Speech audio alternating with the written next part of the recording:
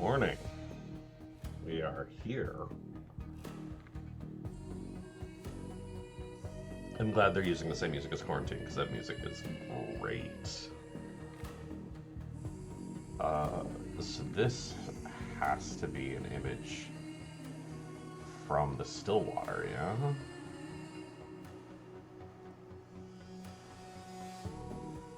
Lantern has many eyes.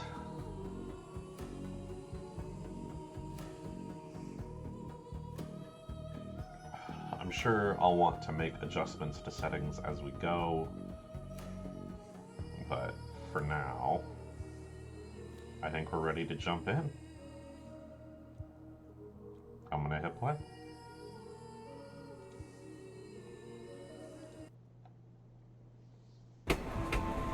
I am Daniil Dankovsky, Bachelor of Medicine. All my life I have been studying death, the greatest boundary holding humanity back. The powers that be were frightened of my search. My lab in the capital was about to be closed. But it cannot be denied that some phenomena might be found only in the strangest, most remote parts of our country. Little towns that are yet to be explored by forward-thinking minds.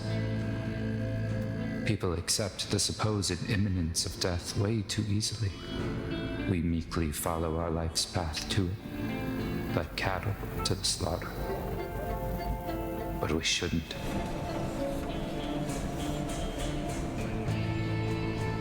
My search for immortality has brought me rumors of one, Simon Kane, a supposedly immortal man living in one such town. He might be just the proof all my theories need. The final patient. I need to find him, or else all my life's work is doomed.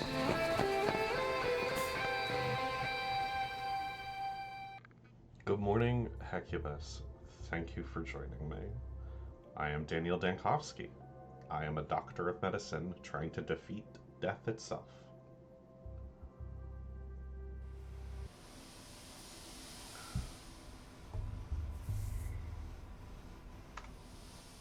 The mind map. Day 1. The immortal man, Simon Kane, an alleged immortal, lives in this town. Understanding him is the only way to save my Thanatica. Are you chasing shadows again, Dankovsky? Yeah, there's a real mood too, but yes, Hecubus, I agree, it's gorgeous. I barely stopped off the train, and my things were immediately stolen. By children, let's say. Joys of rural life. Without my tools, I'm useless. I must find the prototype and the microscope. They're vital. So we had a Metroid moment here, where as soon as the game starts, we're just immediately... Destination, train station. District status, calm.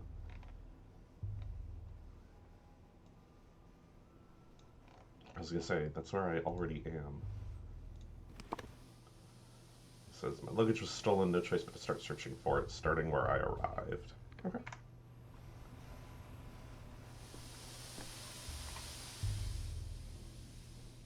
I say, a living, breathing person stepping off our train?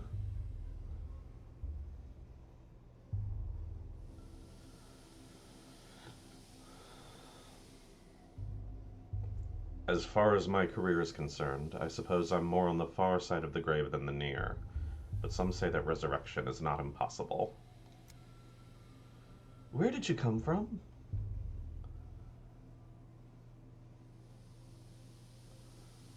Please give me information. The capital, Daniil Dankovsky, Bachelor of Medicine. I'm told a supposed immortal man, Simon Kane, lives here. I have come to study him.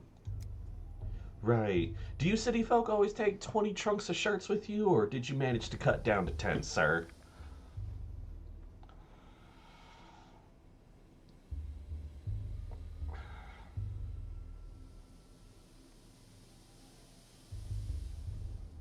no need to be this mean. I need help. Daniel. Daniel just trying to be mean right out the gate.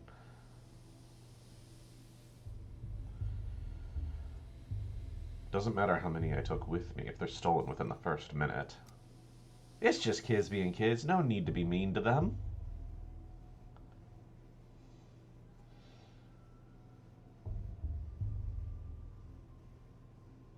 I must get my luggage back. Losing my instruments is like losing my arms. Worse than losing my arms. I'm telling you, hands off the kids. You're new here, fresh off the train. You're new in town. So watch yourself and heed our customs. No constable or patrolman will chase after children for you. No street sweeper neither. Are you serious right now? Why not? Because the kids have their own thing going, their own empire, you see. I'm not going to mess with it. And if you find someone to do it for you, it's your funeral. You know, I had forgotten. I'd forgotten. It hadn't even occurred to me. There are 2 child gangs in this town, and they're like serious violent gangs collecting ammunition everywhere. So, yeah, good point. Good point. They wouldn't get a funeral. The tower would simply break them.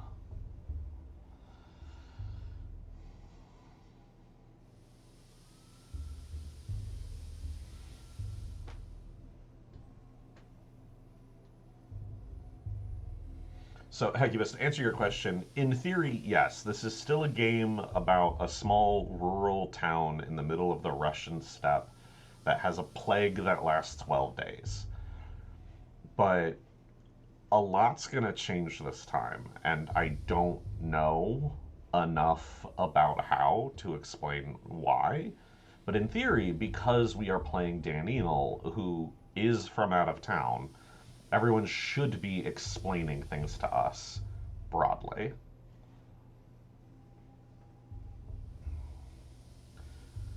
I don't believe, myself, in corporal punishment, and obviously I'm not trying to get into a fight with 10-year-olds. Perhaps I could negotiate with them? You know what? If you need your shirt so badly, why don't you go looking for the tots that ran away with them? Just ask them nicely. That's what I said. These kids are like magpies. They'll trade your precious linens from the capital back in exchange for bits of colored glass or even just a story. But whatever you do, don't hurt them. I think this is very funny. They're setting up a, hey, you can't hurt kids here, when you absolutely can hurt kids in this game. That's not a problem.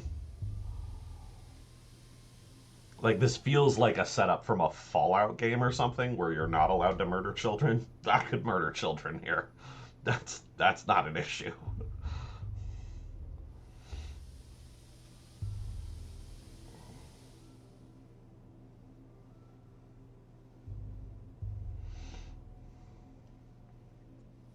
I have plenty of stories to tell, but they usually involve vivisections. I suppose kids do like that sort of thing. Say, is the capital a real place?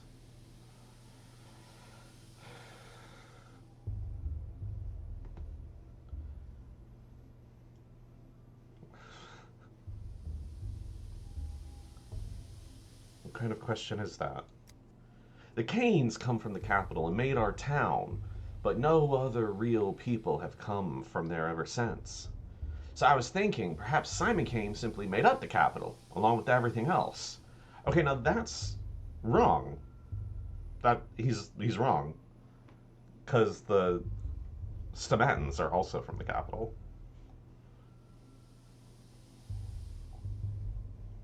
Like, the Canes came and started sorting things out, but they needed more capital people to build the cathedral and the tower and the rest of the buildings, yeah. Okay.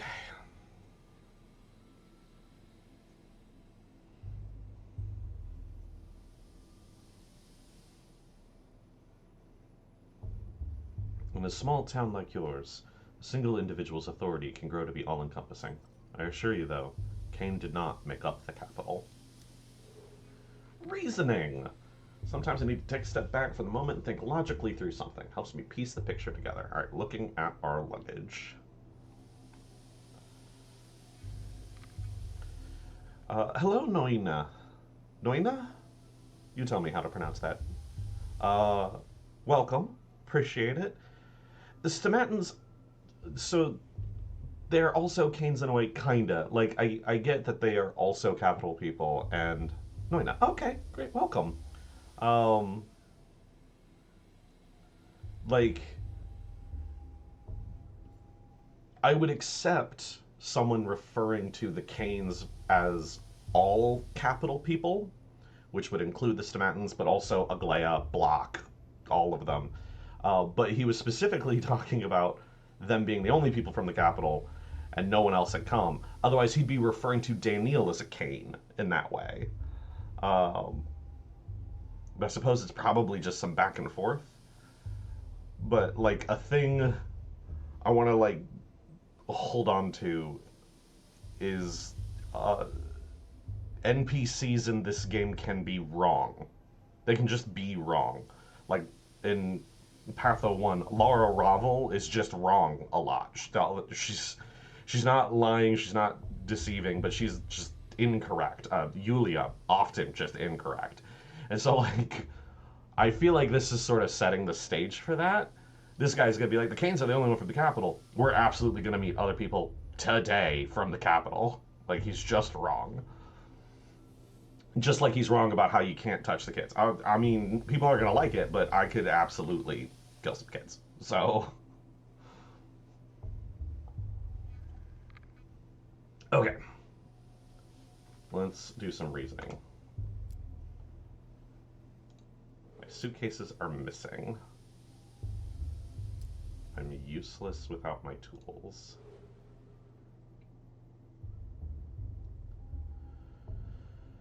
Perhaps I'll recover something intact along the way.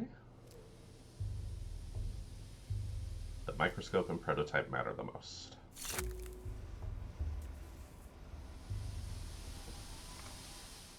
Okay, I'm feeling more manic. I wonder if how I worked through that logically affects how I'm feeling.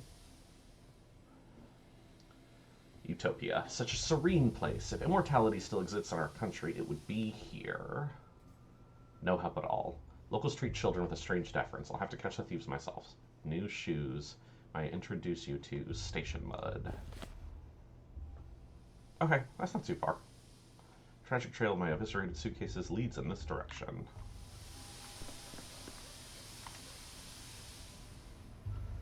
Some objects can be useful. I can spot them if I concentrate. Yeah, that's our Batman vision. Some thoughts affect our mental state. Yep. First, let me get my bromide. And I've got a freshman's watch. Nika gave this to me on my first day at university. The inscription reads, Ad multos annos. I don't know my Latin well enough, except that that is several years. If I focus my attention on my luggage long enough, I think I'm going to get angrier. Hey, you.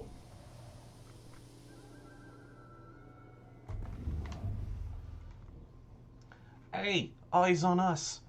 The thief's seen us. The thief. Mr. Thief, are you for real? Say something in thief speak. What do you mean, Mr. Thief? You're the ones who've stolen my things. Thief! Thief! You stole the train's heart, you did. Just ripped it out and stole it. And now it'll die without a heart.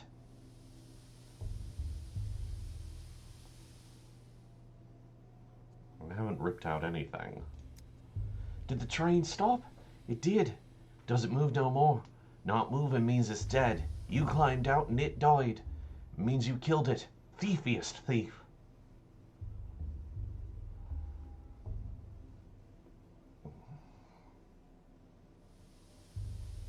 I don't kill.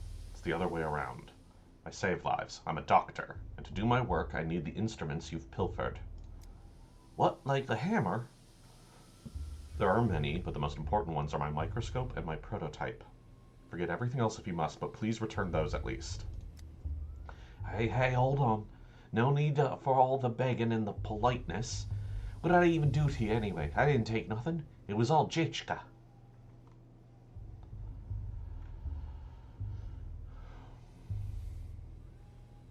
My microscope and prototype are precise, delicate instruments. If they break, they'll only be scrap metal and glass. They'll just die. like the train. You don't want that, do you? Oh, you don't? Then tell me where Jetchka's taken them. Well, Jetchka's taken the heart back to go fix the train. That way, to its face. Am I a snitch now, Mr. Thief? No, a snitch is someone who runs off to inform without being asked to do so. You're an honest witness. Better. Oh, I can see the trail. Fun. Take a beetle.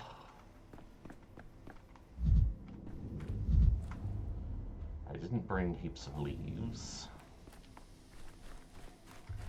There's a man on top of the train. I started putting up curtains, like tent work, immediately. Cool, we got some tobacco, camphor, valerian extract.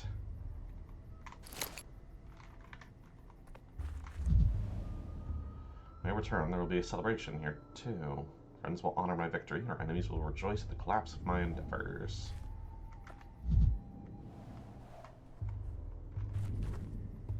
It's a fun read that they're celebrating the train arrived. Oh!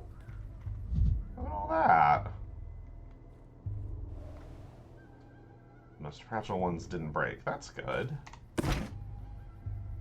Coffee! I wonder, I should probably take something. It's not... Yeah, it's gonna start hurting my health to be this manic.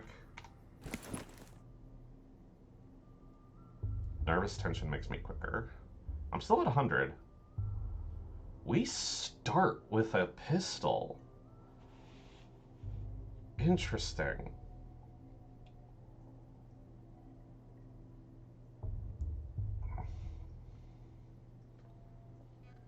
Pistol with one bullet in it. Jeez, Daniel.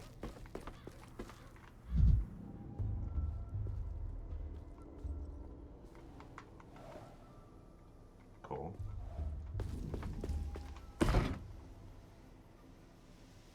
Como. Oh, just a healing potion. Nice.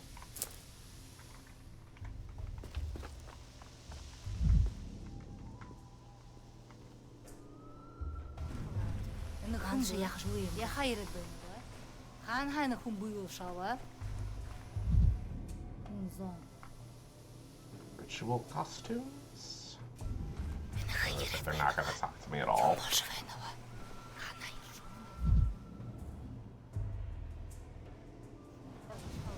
Okay.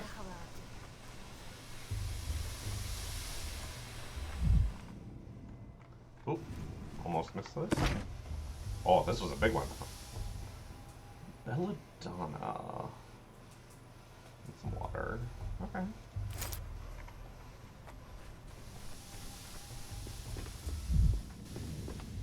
Is it more glass that didn't break? And I got this one, yeah? Okay. Okay. Train. The train's smoking. Hello, children. Not bashing it against the rocks, at least. That's my prototype in their hands. Excuse you? Hey, back off! Get away from the girls, and from me, too. I ain't afraid of Uncle Roan when he blues up, and I ain't afraid of you neither. I've got a knife. You can't hurt us, got it? Blues up? What the hell are you talking about? I'm not drunk. Your hands are shaking. You got those crazy eyes. Uncle Roan gets those eyes too when he reaches for a second bottle. And the shakes. And then he picks fights.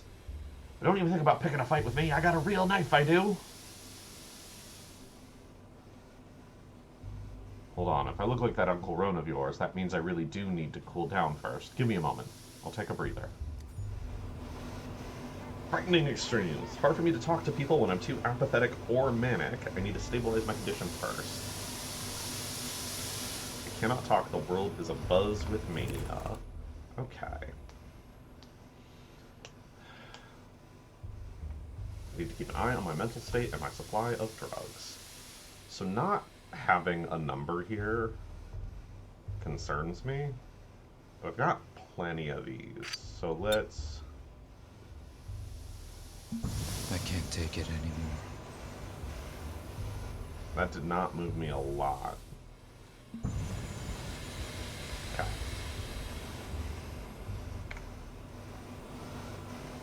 Right, I forgot about that. Taking drugs makes them less effective. Nuh-uh, it's quiet. It's dead already. The dead heart keeps beating for 40 days. That's what my mom says. It couldn't have been dead that long. Do it. Tack it on. It won't fit in there. It just won't. Told you we should have stuck it in the belly, not the mouth. Life's in the belly. Everyone knows that. No, a locomotive's life sits in the front with the driver. That's where the fire is. So the heart should be too. That's what Boulder told me.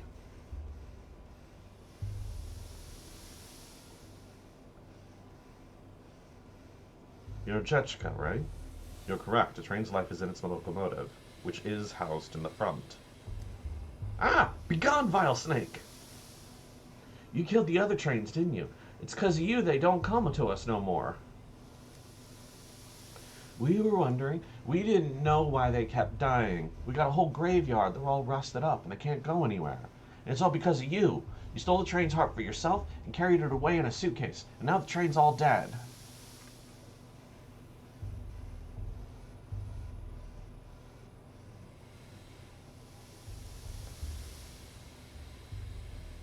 You said yourself the train's heart is at the front.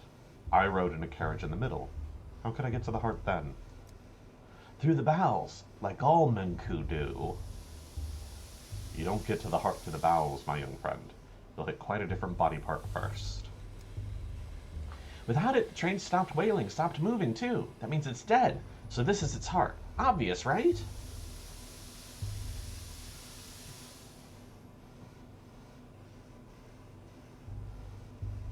Well, it's a bit simplistic. Response to stimuli is just one characteristic of life. It's not exhaustive. What are the others? They're like challenging him immediately, just 10 minutes in. Hey, if you cure death, are any of us alive, Daniel?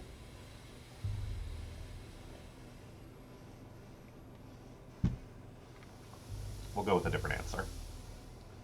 Adaptation. Before, trains came every week, then it was every 2 weeks. Now it's every 2 months or even less.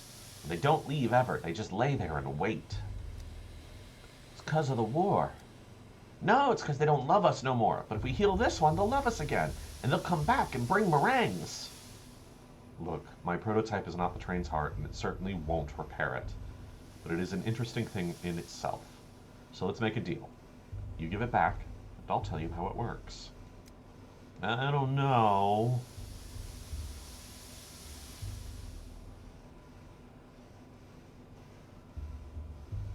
There will be corpses in the tail. A whole pile of them. These corpses, were they stabbed or strangled? The kin must have never cut. They only strangle. So they were stabbed. Kin didn't do it.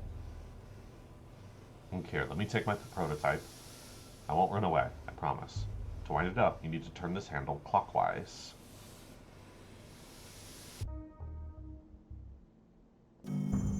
Flashback! 2 weeks ago.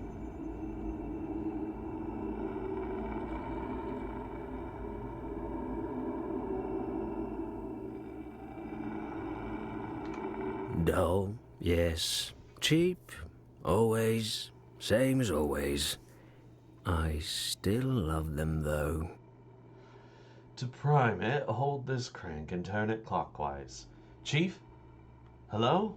Oh, for crying out loud, your mind's flown away again. Prime what now? The morgue is swimming in a gas leak from Lab 102. I heard the alarm. That's right, I pulled the alarm. Because of the chlorine from Lab 102. Anyway, the crank is stiff, so you'll have to turn it with some force. Platon, are you crazy? There's a gas leak. Why did you call me in here for?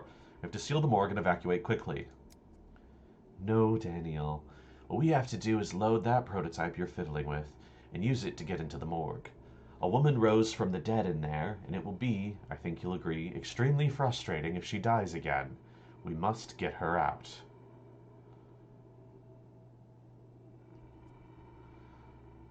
Risen. From the dead?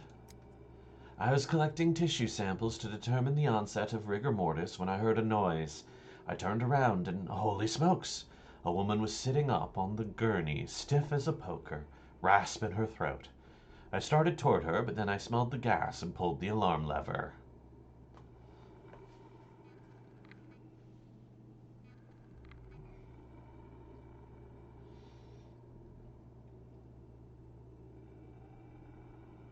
Chlorine isn't known to bring back the dead, but if the woman was brought here by mistake alive, perhaps the gas would have irritated her mucous membranes enough to wake her.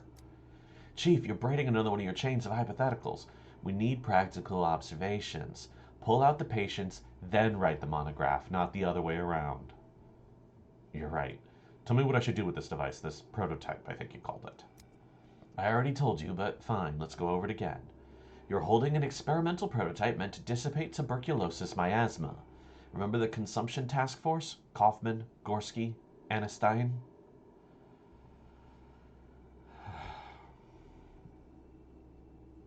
Of course I remember. In the wake of Bajen, they were commissioned to make a device to dissipate miasma, but I believe it was meant for something other than tuberculosis.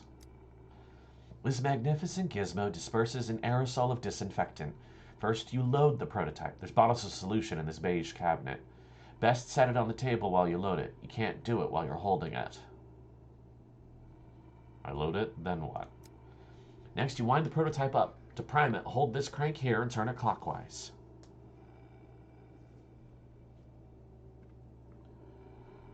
Crank is stiff, right? I have to turn it with some force? How did you guess? And then I just release the contents into the gas. Correct. Wind up the crank, then release. The gas should dissipate, theoretically. Wind, release, dissipate. Repeat until you reach our resurrectee. Just remember, the chlorine will keep coming while our supply of solution is finite. Just try to be as efficient as possible, Chief.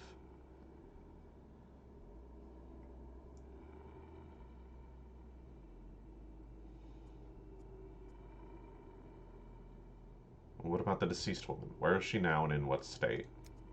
The formerly deceased woman, Chief. Before the gas became too thick to see through, she was sitting on a gurney in the opposite end of the morgue.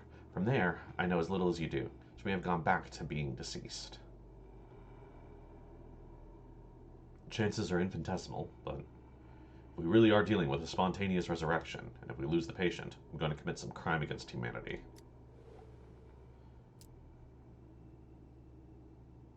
Pneumatics with mechanical priming.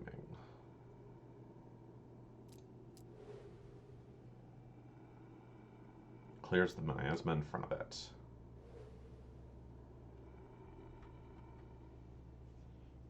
I need to spend fluid wisely. The morgue corridor is like a maze.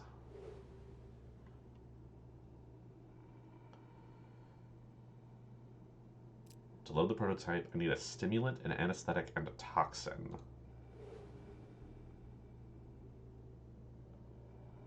They should be here in those beige cabinets.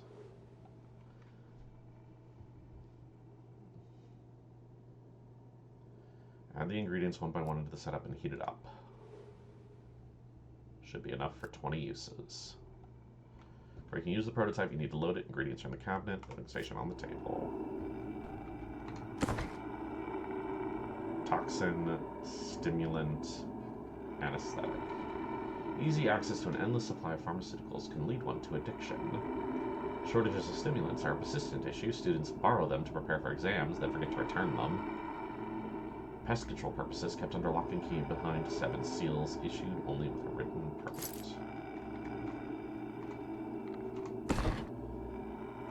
We'll take 2 doses. Disinfectant solution consists of a stimulant, an anesthetic, and a toxin. Place item to the slots and then press load.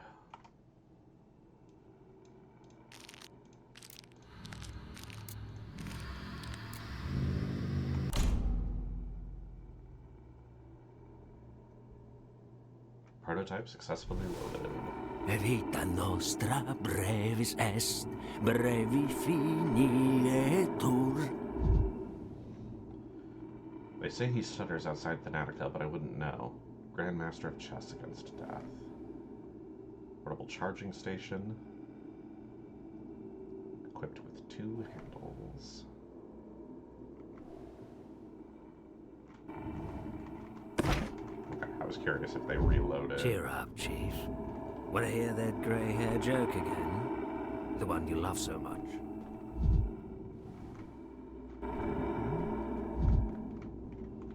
Okay, just checking.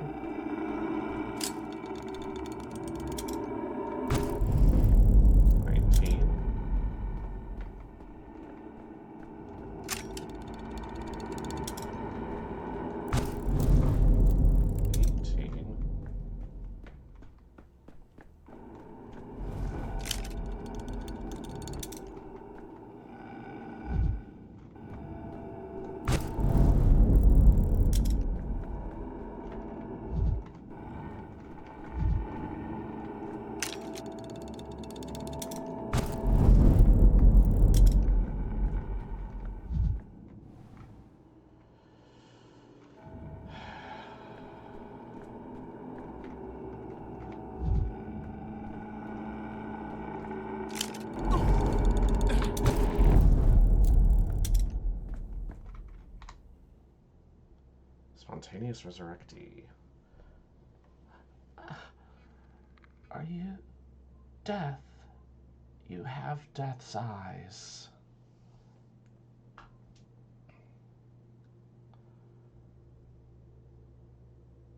Dead people don't cough, which means you're still alive for now. The end of the tunnel. There's a second tunnel.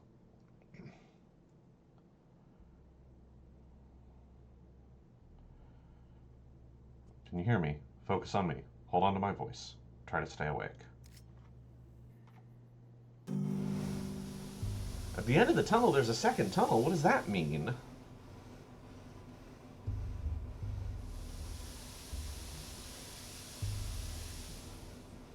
It means when you die, there's neither life nor death, but something else entirely. Like a coin falling on its edge? Or a Mobius strip. You shouldn't concern yourself with such things, though. Can I have my prototype back? Take it. It spins all boring, clockwise only. Grandpa Simon has clocks that spin every which way. Besides, the train's already dead. Couldn't save it in time.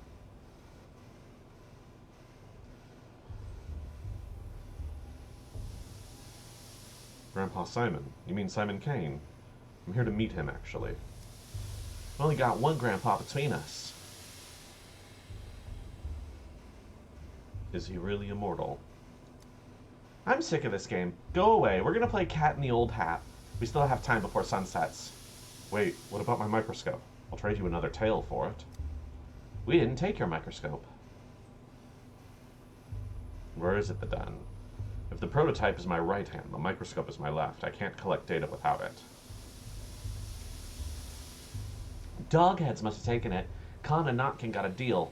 All the war spoils get split down the middle. They don't care about hearts, not in any of their many faces. Why would they need another one? What does your microscope do? Is it alive?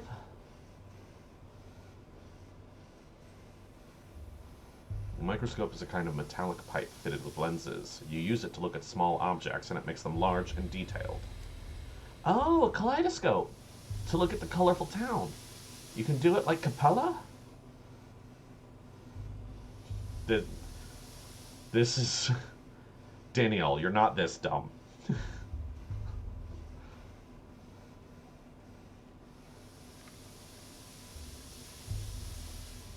Also, this feels like an insult. Maybe this is a joke? A cappella? I'm not much of a singer. Neither is Capella. So as it stands, you pass my belongings along to some other gang, and I need to go to them to get my microscope back. Am I right? Khan must have given it to Capella as a gift. Okay. Interesting. Okay. Are you stupid? She hates kaleidoscopes after what happened to that stained glass. No, Khan wouldn't have given it to her. It was something that changes things when you look through it. He must have given it to Grandpa Simon. Grandpa Simon loves things like that. Khan wouldn't give it to anyone, not before he looks at it himself, or after either. But he's honest, even if he's wicked. He'd give it back to the owner, if you find him in town. He'll deal fair. Where can I find him? Well, if they brought your micro kaleidoscope to the polyhedron, you won't see it again. No use looking there. Try the stairways to heaven. The dogheads like them. Think they look like the polyhedron. There's one right here in the maw.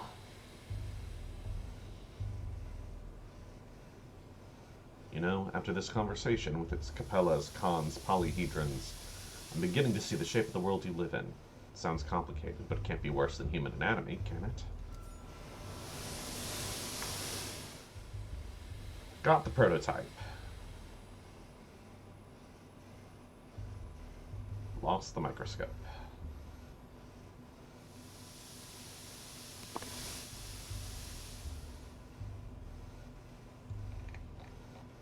There's a stairway to nowhere at the station?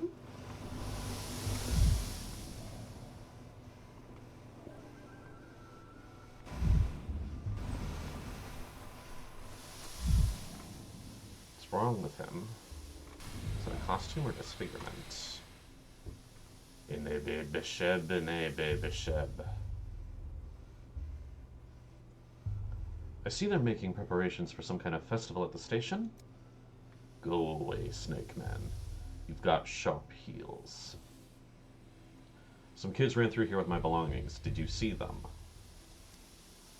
We gaze at the earth. Do not pull us away from the earth. Then I shall not presume to divert your attention any further. Lumpy Man. I've heard of an elephant man. Is this the worm man, then? Only seen such poor disfigured creatures in an anatomical theater.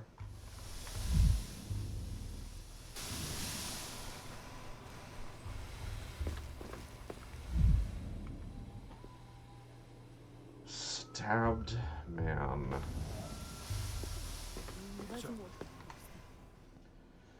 Jacob Stirk. Carrick. And what was his name? Bertrand. Such a harmless fellow he was. Never hurt a fly in his life.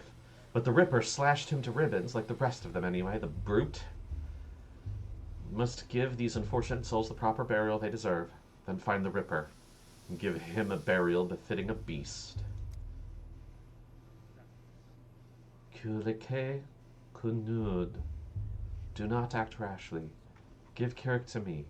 I'll pay you back in kind, in herbs, in blood.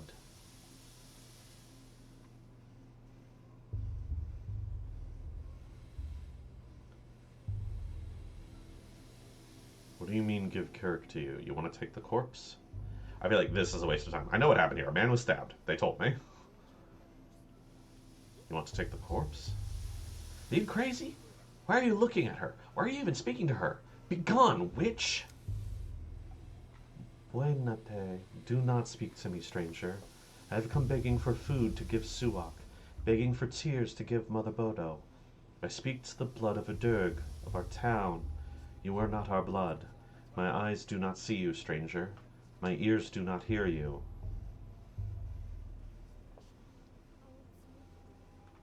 What happened here? Ripper came to town. Father killer Burrock. He was always a wild one. But then Mara Shabnak lay with him in the steppe and whispered things in his ear to make him water the earth with blood. As soon as he got off the train, he went on his murder spree. Killed Jacob Stirk. Killed Carrick. He killed the harmless Bertie. He's a monster.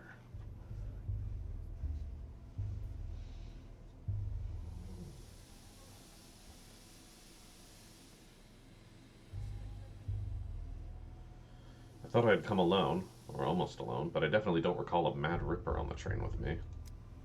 He arrived on the freight train, took the back door, like a thief in the night. That freight train was bringing medicine, sweets, and coffins, so the Ripper must have hid away in a coffin, or else Shabnak would have torn him apart in the steppe. You just said that Shabnak copulated with him, but now he's hiding from her in a coffin? Only 2 sentences into this conversation, and I already want to shoot myself. Wainate, hear me out, blood of my Adurg. Suak sings of a fierceness, a sharpness, inside the one you call Carrick. Give his body to me. He is dead to you anyway. You will bury him, and he will rot away until nothing is left. I will bury him, and Suak will eat him, and drink his savagery, and his sting, and sing an Ubene Dun, an herb song, in gratitude. Why? Why is Carrick special? Interesting. She'll give us twire, and we'll brew us lots of twirine. She will give us ashen swish, the harshest of the herbs. Bekeleneb, ashen swish is a cruel herb, a bad herb. It thrives on blood and spite. Suak sings that we will need plenty of swish soon. Yours is a burial to emptiness, but mine will be a burial to Suak's womb. I am at your feet, Hain Kunud. Good people, give me the one you call Carrick. Should we give her the body, maybe? He didn't seem to have any family. Without them in the picture, I guess it doesn't matter if we bury him or the kin do. Who knows? Suppose we do get a great crop of twire.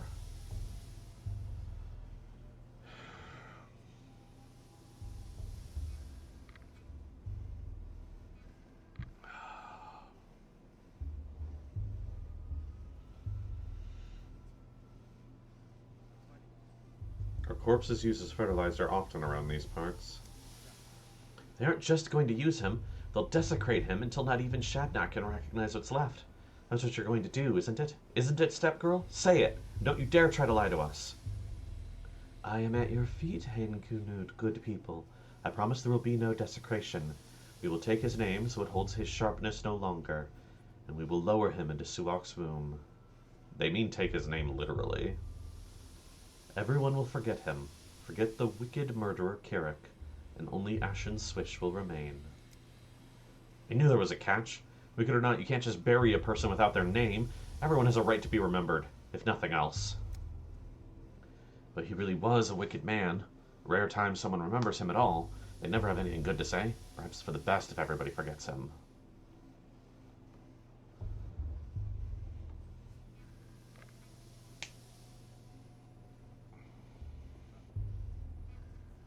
They'll take the name of this Carrick. What does that mean?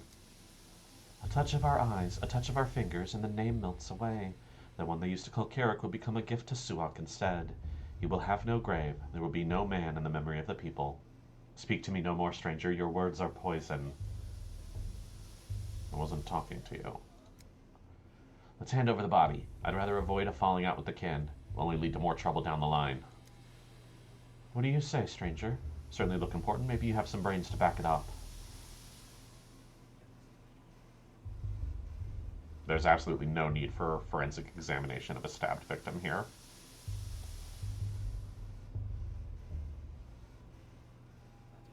There is not enough civilization to make that kind of investigation worthwhile.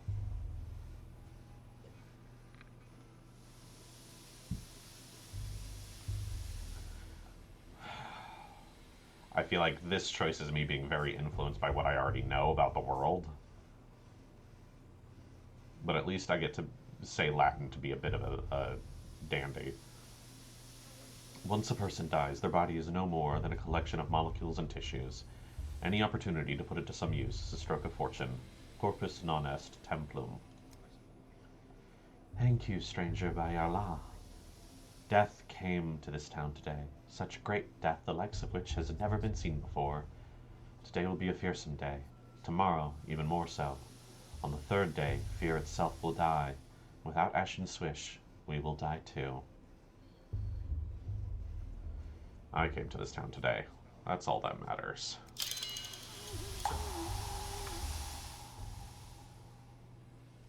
Murderer came to town alongside me. Luckily, I'm prepared to fight this death in all its guises. The locals believe in a Shabnak, a murderous steppe golem in the guise of a woman. It's like I've stepped out of time, not just traveled far from home.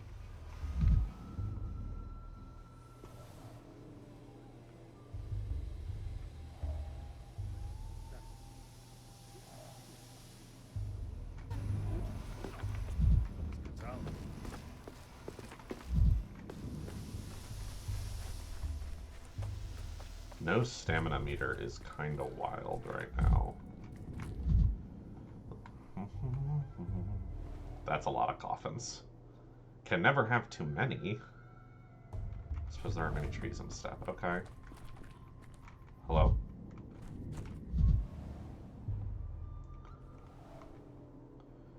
Bad grief. What must be, will be. I like your coat. Would you look at that? A customer. Keep walking, customer. This shop's appointment only, and I don't recall your name on the list. Can you add me, then? Why add you when I could subtract? See those stiffs by the wagons? My friend the Ripper did that. Buzz off, pal.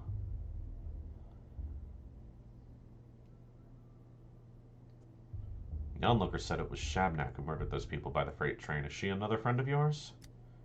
Spare me, spare me. Eat the air, drink the fire. Stay away from this old liar. My legs are my own, and my eyes are bright.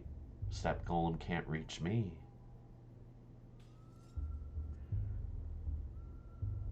What? Scared all of a sudden? Quit trying to scare us. Better yet, have a look. We've got plenty of shops in town, but our warehouse keeper here can't get it for you wholesale. Just look at these boots he snagged. Scarlet.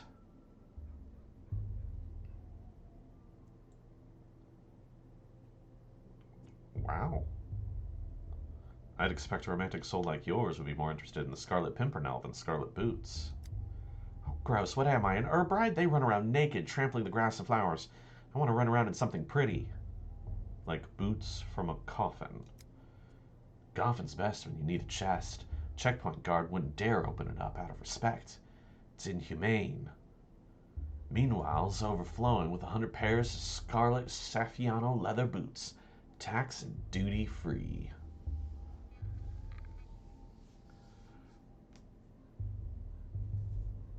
So you smuggled contraband in coffins. You a tax inspector? I can't imagine a duller job. Keep your nose out of other people's coffins, then. Once somebody goes in, who knows what happens? Maybe they never died. Maybe they never existed at all.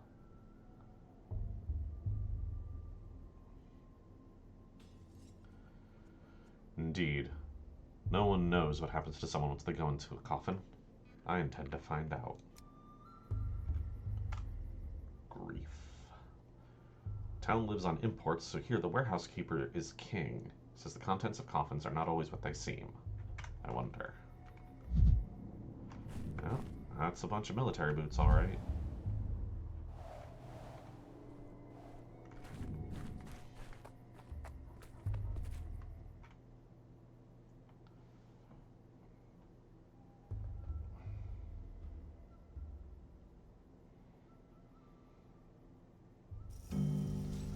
The Maw. Story saved. Good to know. Interesting how that happened. Material world. The mind is affected by interactions with specific objects. They are easy to spot if you enter concentration mode. And I can kick this if I want to get more manic.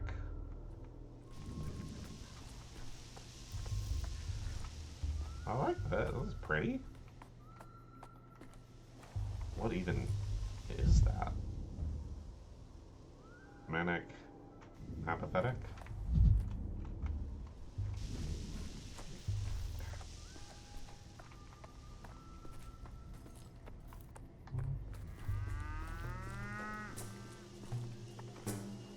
Or the celebrate. Hey, I see you.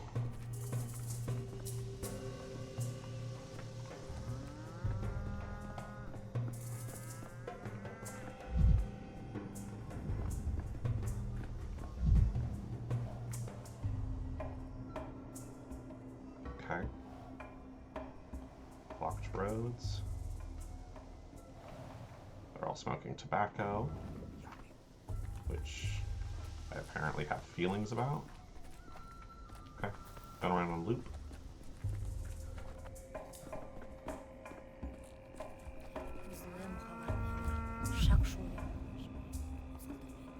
Vaccine is derived from backup meaning cow.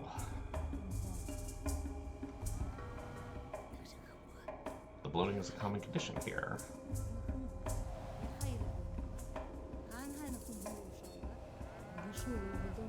Wow. Daniel, kind of gross dog. He sees a half-naked native woman and starts stuttering in his brain.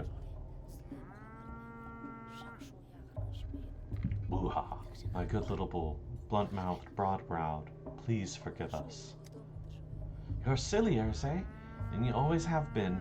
He's returning to Bos Turok, to Bodo. We are leading him into the bosom of his mother and father. Why are you asking him for forgiveness? Because Bos Turok is dead, Aina. This little bull's whole life he didn't know that the most beautiful creature, the immortal Bos Turok, was waiting for him. And now that he knows, Bos Turok is dead. Buha will find his father's silent corpse. Can we not pity him? I thought there was some kind of festival happening in town, but you're just talking about death. It's a funeral, Kari-kun. Bos Turok, the father of all Katanahi people and bulls, has died. We ask Suak to bring him back.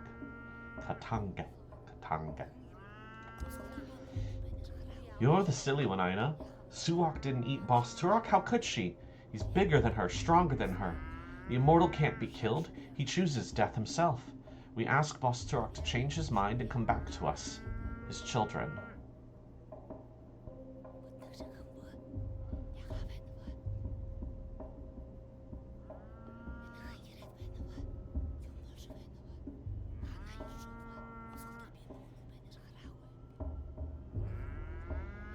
What a coincidence. You're burying an immortal and I came to study one.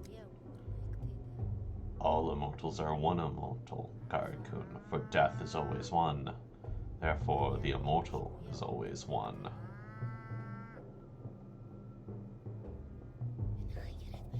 Is Bos Turok what you call Simon Kane? Bos Turok is father of all Katange people and bulls. Oh, how can I explain? We Urbrides walk barefoot so that we can always hear his heart. Tonight, it stopped beating. His children are afraid without their father. So we ask him to respond, but I feel he has died. A fang or a claw was thrust into him. I feel the wound bleeding. Rust has soaked into him. I feel the rot squelching underfoot. Quiet, both of you. You know nothing. Bos Turok can only die from gloom. We will cheer him up, feed him, and show him our joy. We will bring the last aurochs to his bosom. Then he will remember us and return to us.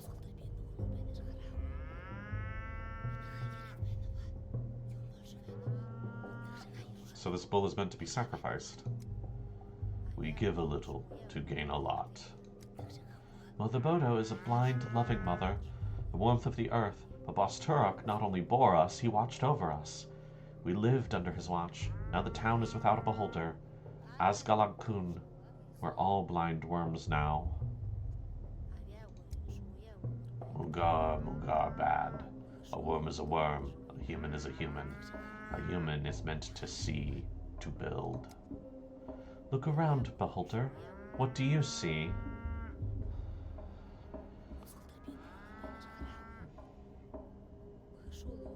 You said the beholder is Bos Turok. Who am I to contend with him? Any gaze might turn out to be Bos Turok's gaze. These things can't be foreseen. You haven't looked closely. Go further, see our celebration. Look at the last aurochs. What do you see in all this? Tell Guga afterwards. Jesus! Danielle is lonely and horny. An aurochs is a big bull, right? I'll look, whether I want to or not.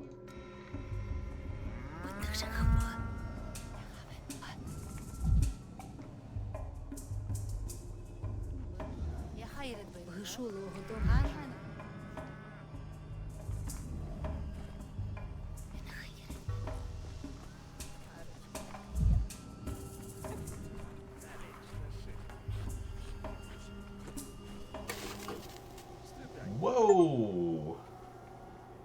Whoa! Okay, walked a little further.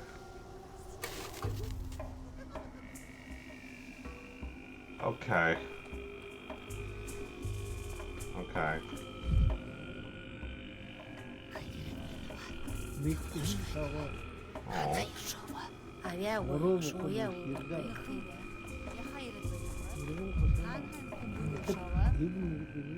It had ribbons all over town and incest burns, which is what the stuff smells like.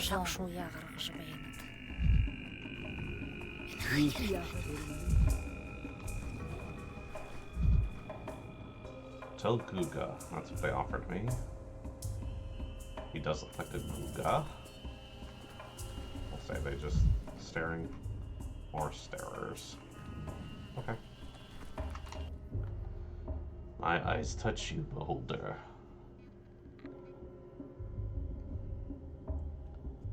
What was that? I just saw some sort of...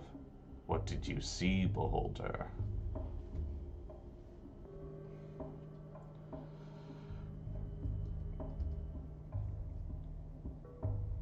I saw rotten plague miasma spreading from a carcass, and a sanitation squad burning it with fire. That was tomorrow. That will be yesterday.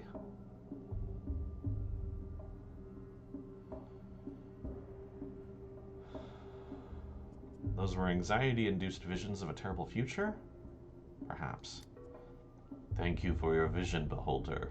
You see more widely than others. We will remember this.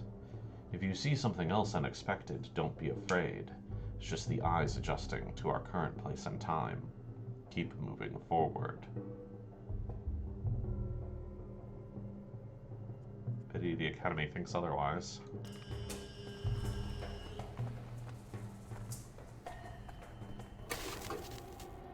Yikes!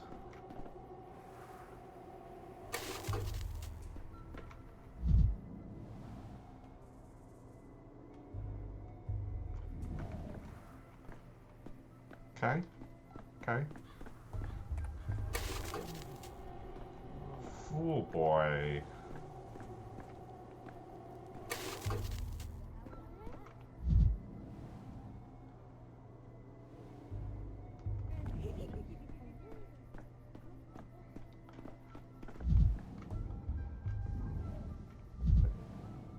Unbearably melancholy drawn out creek.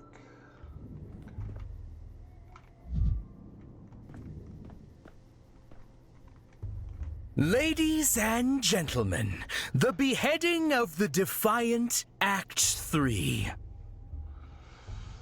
Ah, there you are, finally. I thought you'd forgotten our agreement.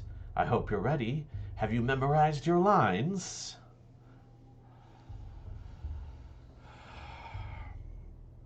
Of course I did. I always have 2 or 3 lines ready in my mind, and I choose one before responding. It's such a meta sentence. I take no joy in seeing another player who likes to improvise. Your charge is but to read your lines, not invent them. Wait, is this really our guy? Looks about the same, but the outfit's all wrong. Did our guy wear a coat? This costume is more suited to an antagonist.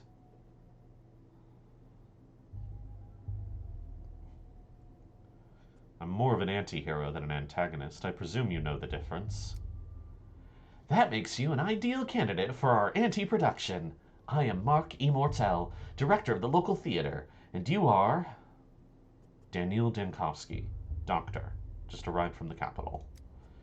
Magnifico! You see, the actor we've been waiting an eternity for has decided to sabotage the rehearsal. You do us a massive, titanic favor by replacing him, even if just for a little while. I feel like a lot of time passed. I wasn't paying attention.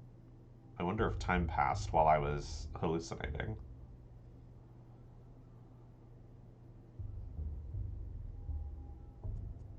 Of course, I must be delighted to. I've dreamt of acting on stage since I was a boy. What must I do? Ah, perfecto. It is simple and indeed natural. You need only react to your colleagues' lines and thus create a scene of unbearable dramatic tension. Our performance is quite simple. The main character has just arrived in a remote town and, quite accidentally, stumbled into a curious rehearsal in which his fate will be decided.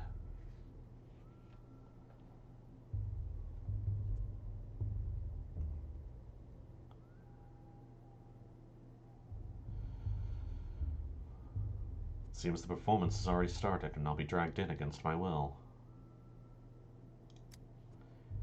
Is that all you have to say? Why do you stare like that? I see it in his eyes. His mind is looking for a line to mumble. I'm not struggling to come up with lines. I say, again, he is no leading man. He is unfit to even play a villain. At best, a background player, a body, standing there to fill the stage. It's the step healer's son who ought to take the role, or that young girl who crawled out of her grave. They have such pathos and such verve. What does this one have? A coat. I see you are awed by my coat. It's perfectly understandable, but envy is a low sentiment. Quod erat demonstratum. The coat is but a prop. Beneath it, who are you? And you, who are you behind the mask? I'm a walking shadow of the slain, a being of words unsaid, a spectre of regret.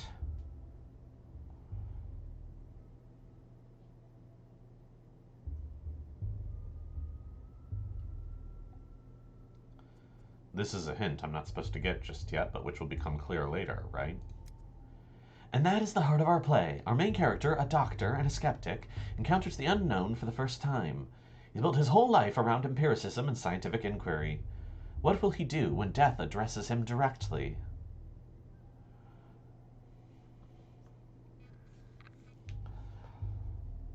This isn't literal, right?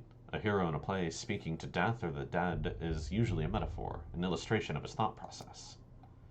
Well, if that makes it easier for you, we can say it's a metaphor. Play it ambiguously. Leave the audience guessing. But wait, I don't want to be a metaphor. I was promised I'd be the true voice of the dead.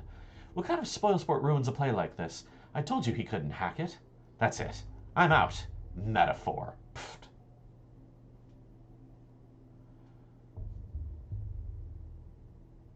I'm confused. Are we still acting, or is he actually offended? Of course we're acting. You have aptly grasped the key to this play. It is all a game. You are free to go. But remember, the game doesn't end until I say so.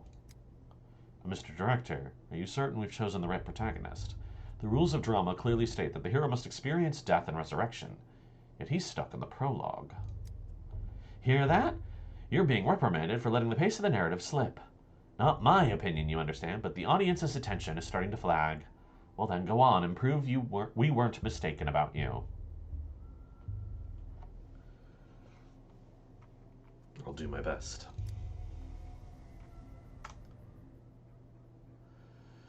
Big city immersive theater and fourth wall breaking gimmicks infiltrated this place as well. One aspect of progress I'd hoped to escape. Cute.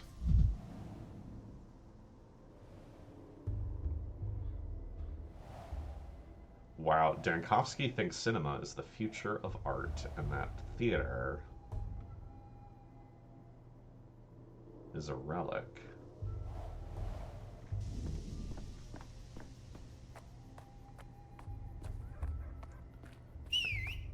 Impossible geometry. Oh, it looks like a stairway leading towards the heavens. How does it stay upright? Also, who whistled at me?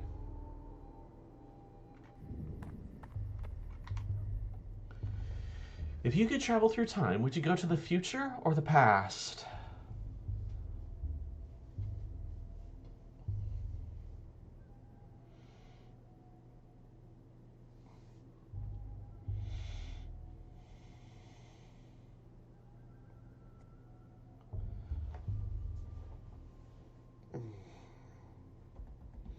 I am not interested in getting to know the philosophers of antiquity. I'm sure they're cool, but we have enough of their writings. No major regrets yet. I live in the present. Grandpa Simon used to say that days are like hopscotch. Usually they go one after another, but sometimes there's two side by side, and sometimes you have to jump backwards. Does Simon Kane know many games? He's the only grown-up who gets games. Everyone thinks they're just silly things for kids, just running around and scoring a point. But Grandpa Simon knows how games should be. I bet he could even enter the polyhedron.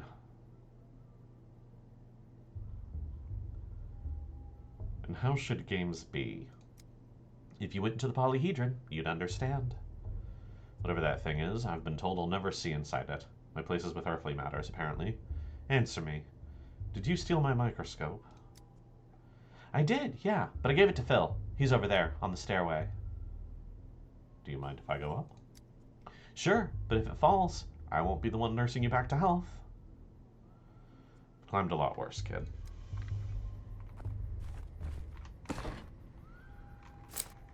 Another beetle.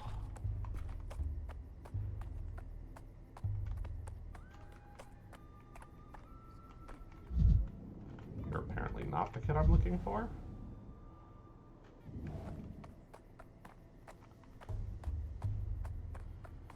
Dog heads. Microscope.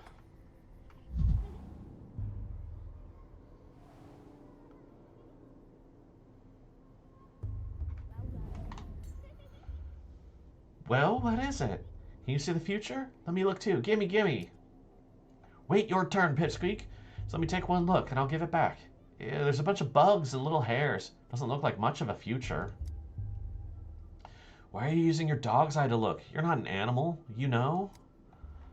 Yeah, but an animal might see further, though.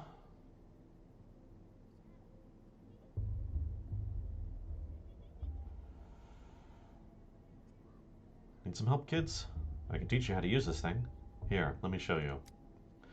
Oh, it's you. Hey, your thingamajig's busted. It doesn't show anything, just some bugs and weird little hairs. Maybe that is the future. Like, in many, many years, nothing will remain of us on Earth but bugs and hair. It's very sad if you think about it. What makes you think that it shows the future? See all these different glass pieces inside? Glass like this shows the future when you look through it. Everyone knows that. Grandpa Simon loved making all sorts of things with glass. I've only seen thingamajigs like this at his place. Why did you steal from Grandpa Simon, you bastard? That's why we stole it back from you. It's called justice. You know Simon Kane. I've come here to see him. What, you don't know, mister? He doesn't know. Spit it out, you monster. Where did you get this thingamajig from? What did you do to Simon? It was you, wasn't it? Wasn't it?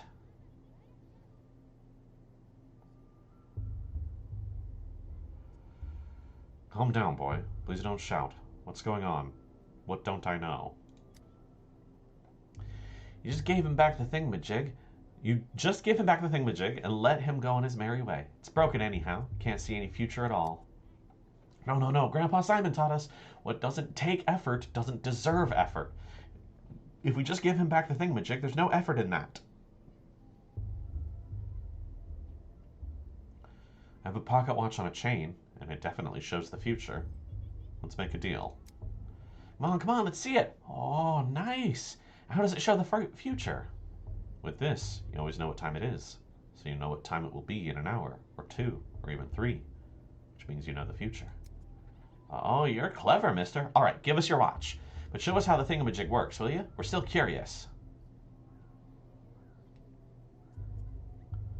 First, the trade. Watch for the the microscope. Then I'll show you.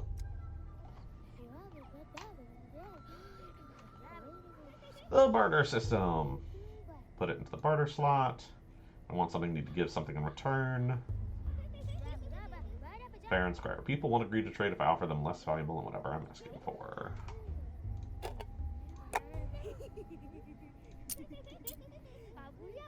Interestingly, I could keep the watch and give him a water.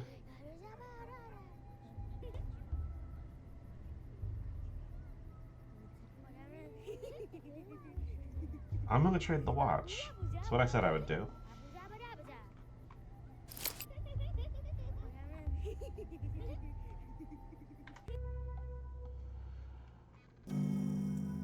Flashback.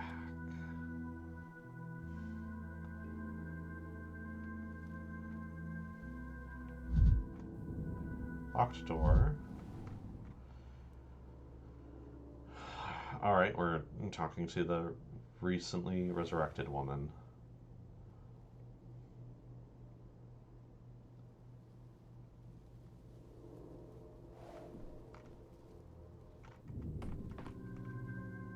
It's not love of living that drives us to overcome death.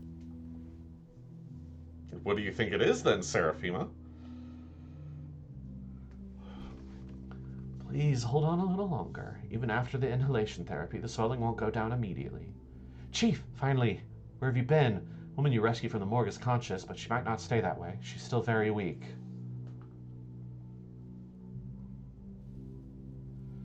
It's amazing she's standing at all with the amount of gas she inhaled.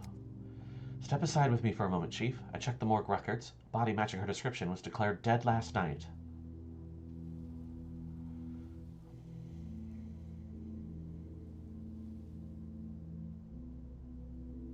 Don't awaken the thrill of the hunt just yet. If this is indeed what we both think it is, we need to keep cool heads. I'm not claiming it does, but imagine for a second. No. Let's stick to the facts. I spoke to the orderly on duty last night. He also confirms that our subject showed no signs of life. Platon himself was there when she woke up.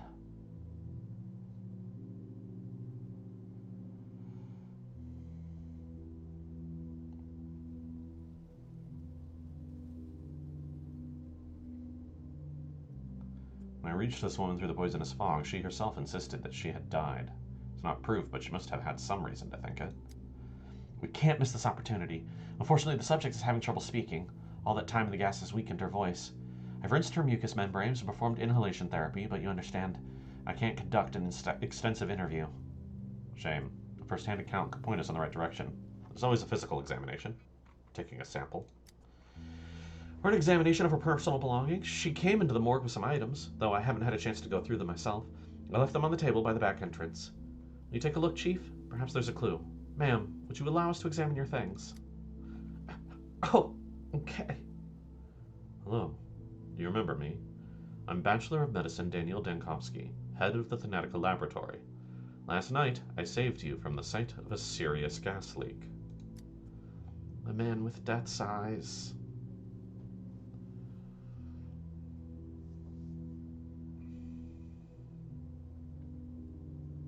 My eyes were affected by the gas, just like yours were. But at least you remember something. I died. Tunnel after tunnel.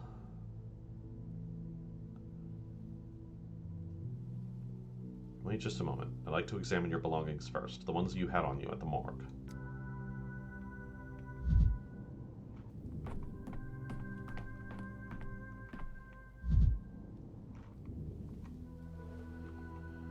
Lazarus's personal effects from the morgue. Official papers, 2 rings, morphine and a tourniquet. Let me look at the herbs.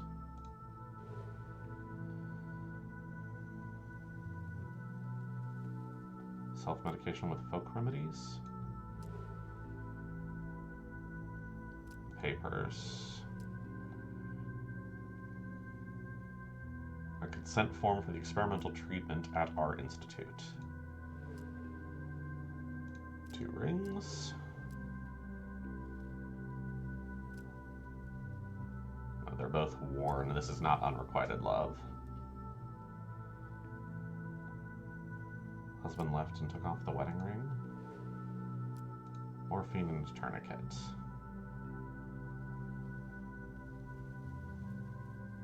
Chronic morphine addict? Might understand more if I examine the resurrected woman and take a blood sample.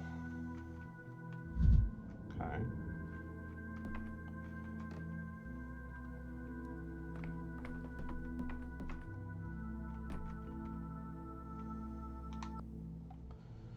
Breathing is a bit easier, but talking is still difficult. Stay quiet for now. Need to examine you.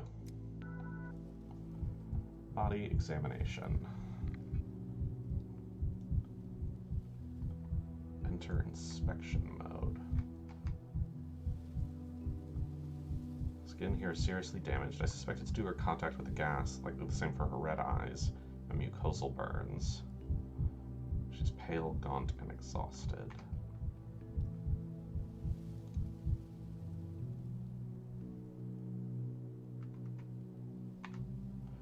Skin here is seriously damaged. I suspect it's due to her contact with the gas. Bruising, redness. A rough injection? Seems like she's had an allergic reaction. She signed a consent form for experimental treatment at the Institute. But what she had on her was morphine. Bruised from repeated injections.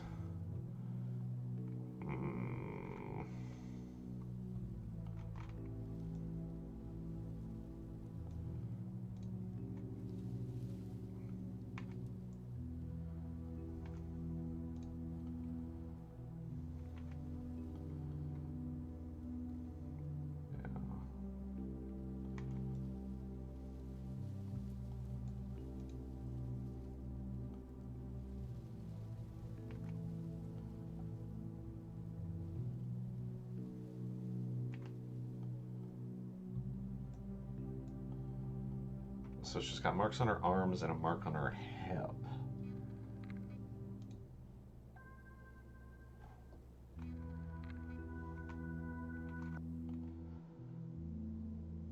I hope your blood test will tell us something. Microscope. Tissue samples are placed on glass slides. The assistant ensures the slides are sufficiently supplied.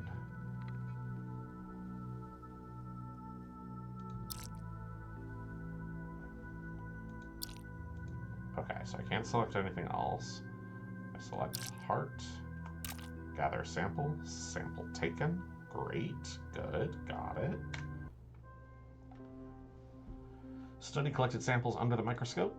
Perform the test. I need reagents. The doctor themselves is in charge of their supply.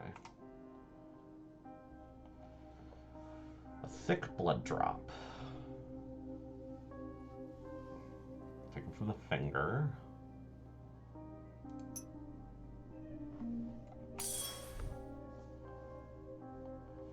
Microcosm. Adjusting magnification, I need to find red bacteria in the sample. Adjust the focus. Lifespan of the culture is limited. Okay, I have 1 minute.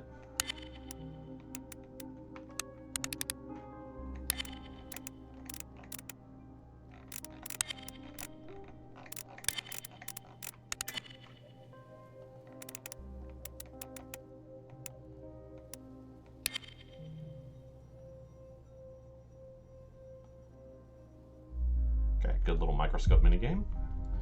The heart is affected with a high white blood cell count. Okay.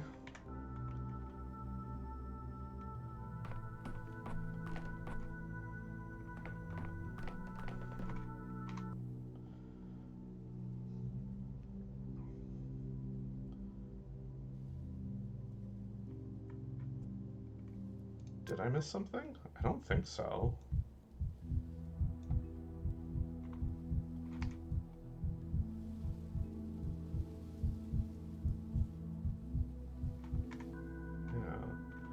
Okay.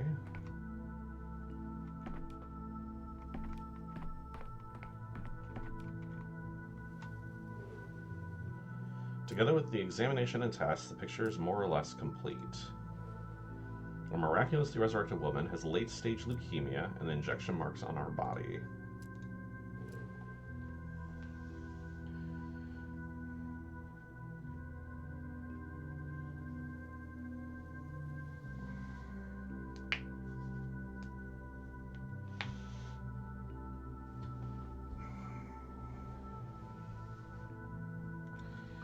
Apparent death, possibly a reaction to the experimental drug. Lab got scared and didn't sort it out.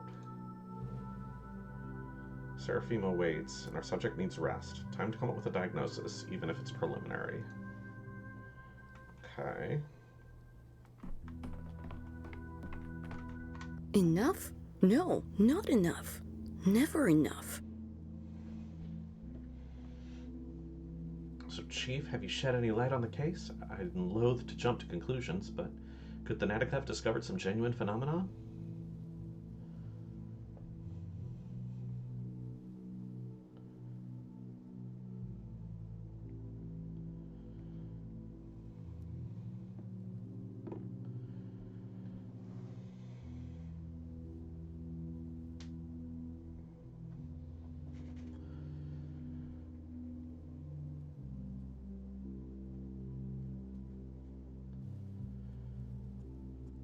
She was in a trial for a new drug.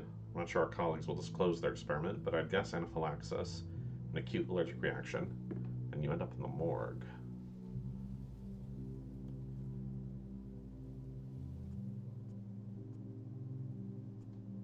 So I wonder... Both of these seem valid.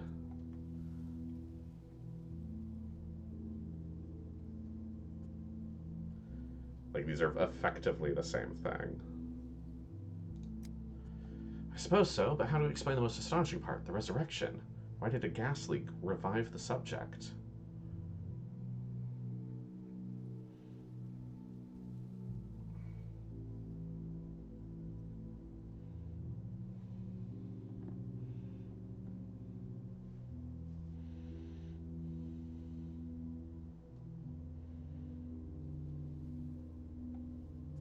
Did you see the bruised injection site? Adrenaline. Someone tried to restart her heart with too small dose. The gas leaked and the body released the adrenaline when it was missing. So you think it was a mistake? The subject ended up in the morgue due to negligence? She wasn't actually dead yet, and by coincidence, an unaccounted for factor revived her?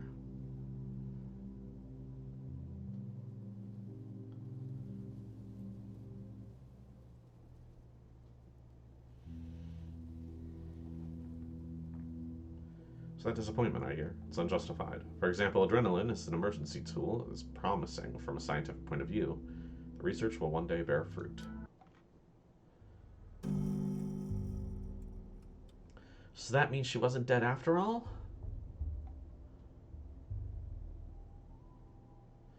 And all the others we tried to find too. As of right now, spontaneous resurrection appears to be nothing but fiction. Now what's your microscope even for? It doesn't show the future, doesn't raise the dead, it's just a toy, really.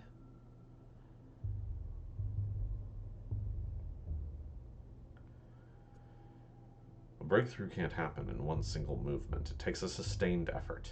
Every step feels small at first, but we'll learn to resurrect the dead one day. Alright, if you can't see the future in that glass, then we're off. We've got important things to do after all. A sensible approach. Precious time shouldn't be wasted. Got the microscope. I'm ready to overcome this town's first hurdle. If I keep up the momentum, my trip won't take long. I can try to get my pocket watch back. Enough. Why are you drowning me in details, Bachelor?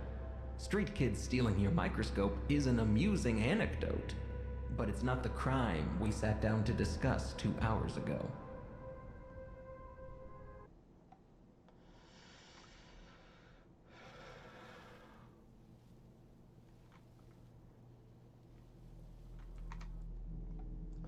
Inspector of the Special Committee. He was sent to investigate the case of my criminal negligence. Supposedly, I didn't save a town in the east of our country where a plague broke out. I didn't even try, apparently. He's luring me into a trap. His folder is full of intentionally false data. He's not interested in the truth, but rather on the downfall of Bachelor Dankovsky. He is my enemy.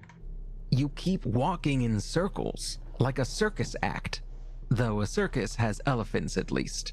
You only have shabby little tricks. 2 hours and 15 minutes ago, to be exact. Focus. I'm only interested in what's important.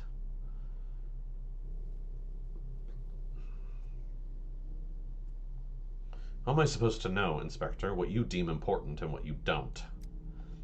You know what I especially dislike? When an obviously intelligent man feigns foolishness to derail an investigation. I'm offended and embarrassed for you. We both know you're not a fool. Stop wasting my time and your own. I just want to recount everything in order, from beginning to end. The beginning doesn't interest me. My concern is the ending, the result, the finale. As for your backstory, your genesis, all of that is in the case file. Shall we review it? Yes, please. I'm quite curious as to what it contains. Let's see. Where was it? Ah, yes. The ministerial inspection of your lab, Thanatica, began in early September. Your presence was required at all times. Instead, you dashed off across the country to a backwater town to bring back what you might be described as... Yes, an immortal man.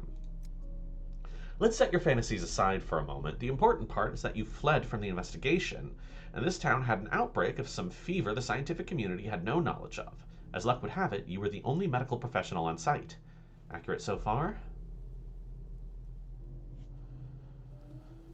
Well, not inaccurate. The devil's in the details. You appear to be setting a trap. On the third day, the town's leaders gathered in the town hall to form an emergency command to fight the epidemic. And what was Daniel Dankovsky, who was, I repeat, the only qualified specialist in town, doing that day? What's that? Your lip is trembling. Did I unsettle you? Your tricks won't work on me. You're right to feel ashamed. Instead of fulfilling your Hippocratic oath and leading the fight against the plague, you were engaged in what? Come on, don't look at the table. My eyes are up here.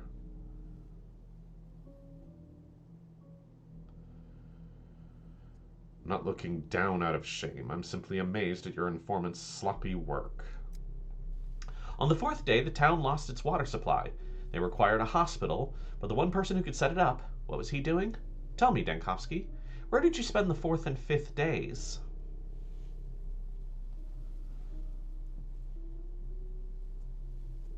In a jail cell. That's what your papers say, right?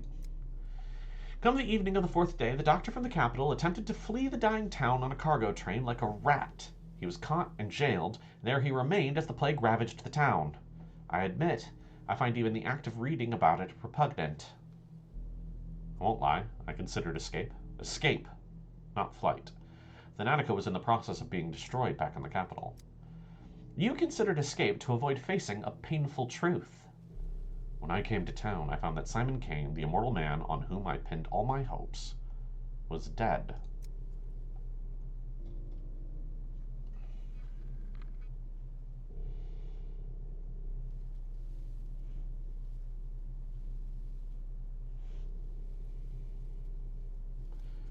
But when the epidemic began, you could have saved others. You're a doctor. You swore an oath. Why did you abandon the ordinary townsfolk? Simon Kane's nature, the mystery of his immortality and death. That's the most important thing that happened in this little town, and to me. But I can't just relay it to you. To understand, one must immerse themselves in the details, take in the full picture.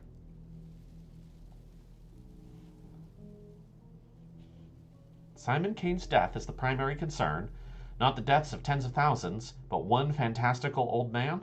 Oh my, Bachelor, oh my. No, you're twisting it. You're rewriting the past. Where did I lie, exactly? Point it out.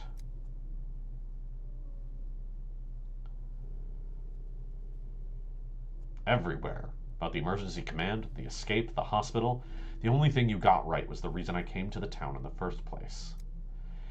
Then tell me your version of events. How did it all happen? No tricks. Leave aside your stories of children and microscopes. I'm tired of repeating myself. I'm interested in the ending, not the beginning. You don't seem to be interested in the truth.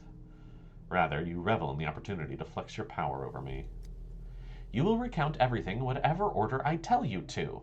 On the 6th day, the plague destroyed the town, so if you would be so kind, explain to me, what were you doing on the 5th day? Were you really so indifferent to the plights of the people around you?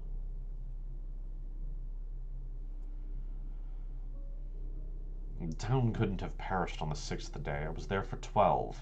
There's an error in your report. You disappoint me, Bachelor. I'll ask again. On the 5th day in the town, what were you doing? On the 5th day, let me think.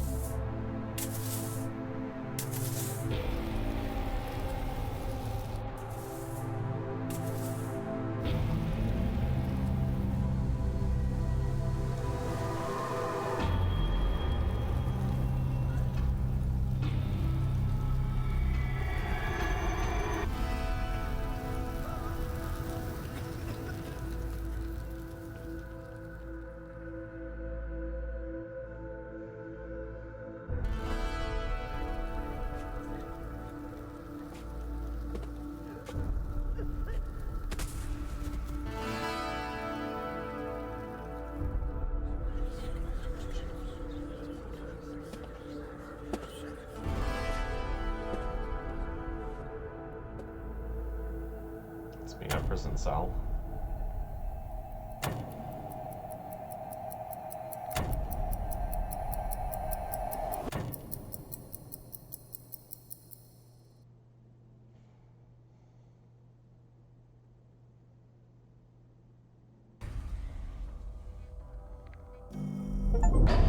Day 5. This bachelor will grab the only remaining thread that may lead to Simon Kane. The end of the beginning. I'm never leaving this place. They trapped me in this bloody town. Now I'm trapped in a jail cell. I still have my day 1 thoughts, but I don't have the other days. I just have the days that I've recalled so far. I do still have my gun. How's the town looking? Children near the stairways are willing to trade with me. And of course, this district is infected. I was going to bring you a glass of water when you're old, Chief. Don't intend to get old, I said. I've gotten old already.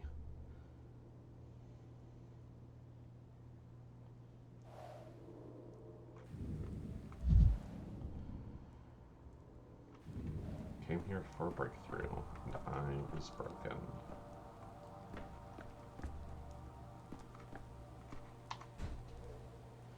Riddle me this. What place has an entrance, but no exit? A grave. This triple accursed town is sapping your resolve by the minute.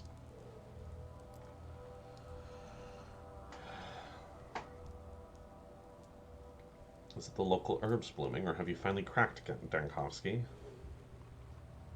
Will it always be like this?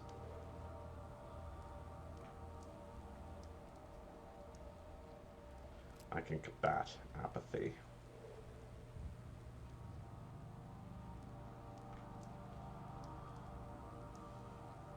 Kick a trash can if it helps.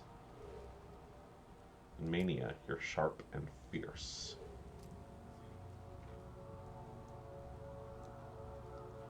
You won't succumb to tranquility. Hey, you there. Let me out already. Apathy and indifference are constantly rising. To move faster, fight apathy by increasing mania.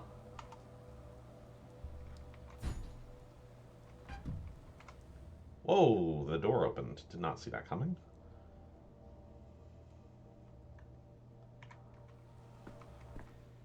Capella! Daughter of Fat Vlad Olginsky, local magnate and master of the town's industry. Blood of his blood. Local kids named her Capella for her ability to point out the celestial map in the night sky. I heard she holds some inexplicable power over the town, but I dismissed it.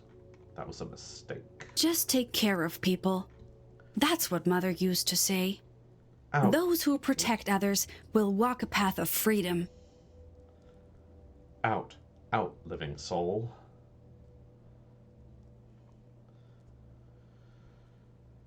I expected a different kind of jailer. I am a mistress. Well, a future mistress. But I think you'll agree that future and past are relative concepts. Aren't you a bit short to be a mistress? How old are you? 14? 16? Future mistress. But my father can order 100 men into the Gorkin to drown, and they'll do it, too. Since otherwise they'd starve. So people do listen to me. I see. How did I catch the interest of a local princess? I want to help you. How are you feeling?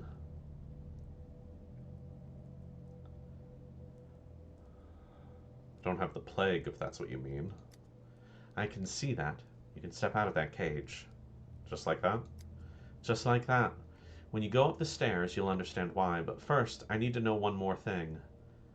Why did you come to our town?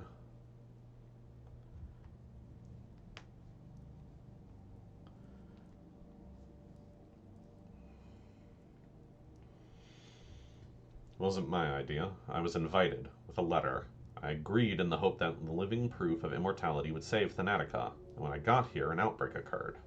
Odd coincidence, isn't it? I don't believe in coincidences. Exactly, kid. Exactly. I was lured here on purpose. I don't know what that means. What are you going to do now?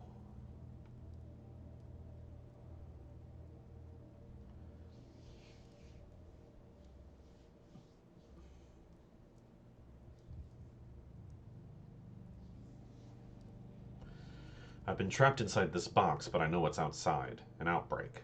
Death. Death. And death, even in the guise of a mundane germ, is my enemy. Therefore, I'll do my job. You're a brave man, but perhaps it's all connected. Immortality in a deadly disease? That's impossible. You know, Bachelor, my father envied Simon, and Maria Kaina will always be my enemy, so there's no love lost between our families. And yet I must help you. I don't want to. I must. Otherwise, the town will suffer. So I came here early and waited 4 hours until you decided to wake up. Been here since 3 in the morning.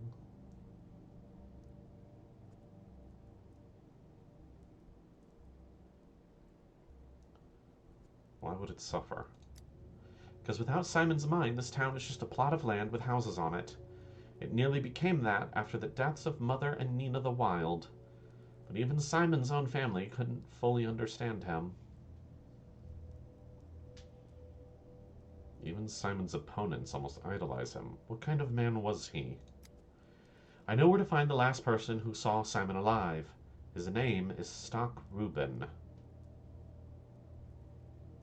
Heard of him. He was a colleague of mine, one of few. You haven't just heard about him, you've worked with him. Or you will. I'm not quite sure. I'm not so sure of anything anymore. He's a doctor. He has a hideout in the warehouses. Look for him there. How do you know where his hideout is? The way you say it, it doesn't sound like much of a secret. I'm not just a mistress, I'm Vlad Olgimski's daughter. My father owns half the houses and very nearly all the people in town, and the warehouses, and the ground under this jail. Well, shall I go then? But you won't be able to go there right now. While I was waiting for you, something bad happened. Something bad. When you go up those steps, you'll see.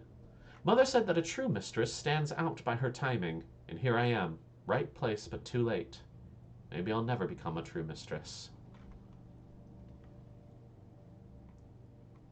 What's up there anyway?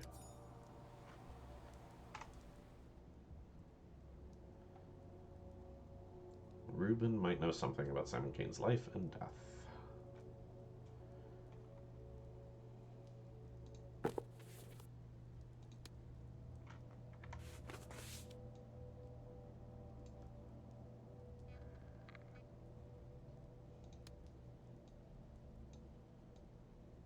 Pawns, advanced pawns, pieces, queens, and beyond the board.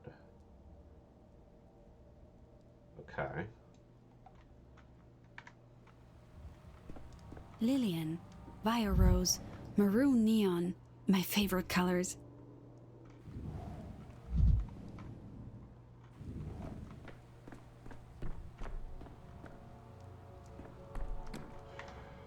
Alexander Saburov. Saburovs are the load-bearing bones of this town, hard, dry, and colorless compared to the other two ruling families. Order rested upon them. When I arrived, Governor Saburov pinned all his hopes on me and hated me for it.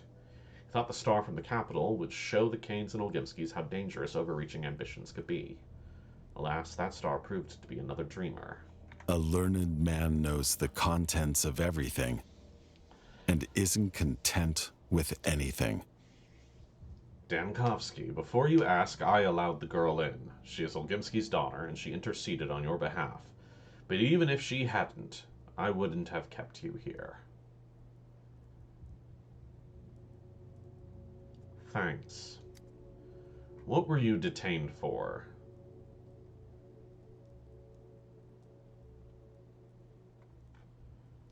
You know that perfectly well, Governor Saburov. Why do you ask?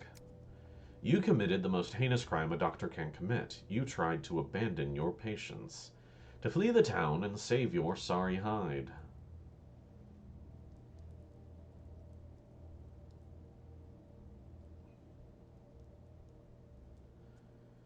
I'm not your toy, Saburov. I decide my actions, not you.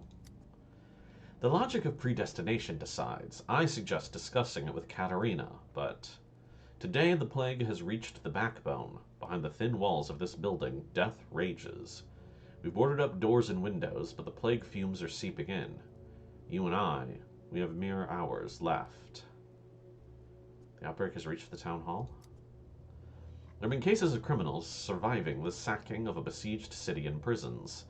A prison is also a fortress, but our fortress lacks food and water. Outside, we are presumed dead. Know this, Stankovsky, I wanted to punish your cowardice, that much is true. But I did not want you dead. I am sorry. Lucky for me, I don't plan on dying. 2 days ago, a decree was issued declaring all people in infected districts to be presumed dead, not to be rescued, unless they call for help with signal bonfires. A folly. Without a protective suit, you can't venture into the miasma, let alone light the fires. So officially, you and I are dead.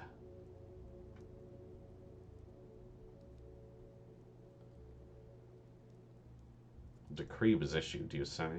By whoever wields that power, right? Tell it to me straight. You issued an inhumane rule, never expecting to be its victim. I did not issue that decree, nor did you, though everyone pinned their hopes on you at first. You have no moral right to condemn the decisions of those who at least tried to act. Fine, I'll deal with this later. But for us to be let out, someone has to venture outside, right? I'm ready to volunteer. The miasma already seeps into the rooms of the town hall, and you want me to open the front door? No. Our only chance is to barricade ourselves in and pray for a miracle. I have a device, a prototype. It disperses miasma. With it, I can go through the infected district. A device? Yes, the one you confiscated, along with all my belongings, including medicine, by the way. No, your gadgets from the capital are just as unreliable as you. I won't unlock the main entrance, risking contamination of the town hall just because of your novelty lighter. And your alternative proposal is, we bide our time, hope for the best. Katerina wouldn't be scared. A brilliant plan. Thanks, but no thanks. I'd rather do something. Said the plague is already in the town hall? Where? Far room. We've locked it already. Give me the prototype back. I'll clear the contamination in the far room and prove to you that the device works. Fine. Your device should be in the main hall. Confiscated items are also there on the counter. No one has disturbed them. Take them. After that, they'll unlock the far room for you, but if you fail to clear the miasma there, you won't be let out.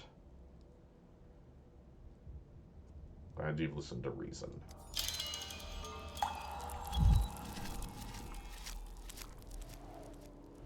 My decisions echo in the future. Yes? So much happening now.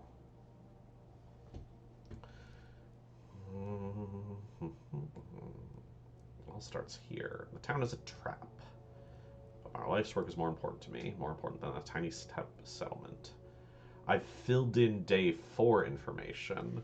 Interesting. Because I've learned about my escape attempt.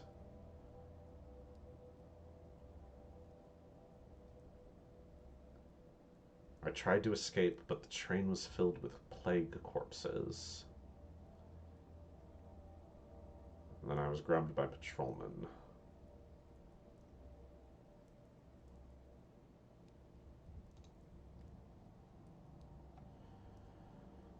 The district is infected. People have barricaded themselves in the town hall, but the miasma is already seeping in. Think, Dankovsky.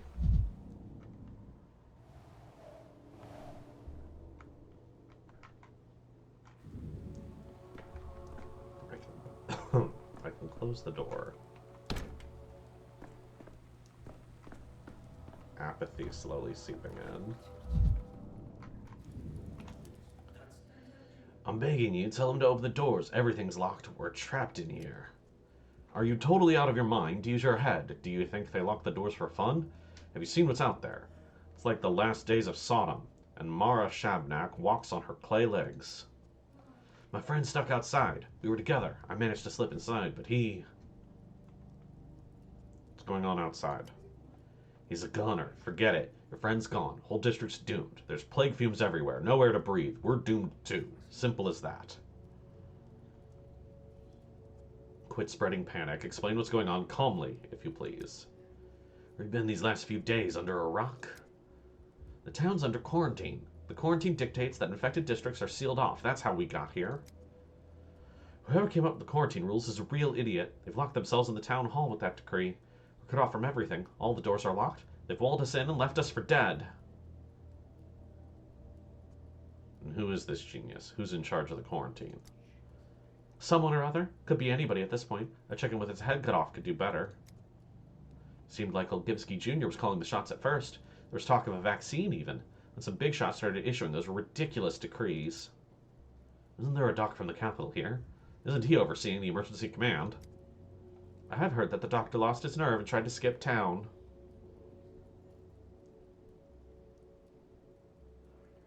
You said there was a vaccine? Doesn't look like it, judging by the view outside. It's because of that doctor. The big city rat only cared about himself. As soon as there was a whiff of plague, he hit the road. I feel sorry for him. I understand the fear. I'd run too if I could, but it's too late now. I only regret one thing. Who's gonna water Miss Zoya now? Who's Miss Zoya? My poppy plant, my beauty. She just started blooming, bright red flowers. Oh, so pretty. And now she'll wither, my poor child. The whole town's on the brink of death, and you're worried about a potted plant. I feel bad for everyone, but so what? Is it Miss Zoya's fault? I should have watered her when I went outside today. If I don't make it out alive, promise me you'll look after her for me, okay? She needs watering every day. Just a little, but it has to be done. I promise.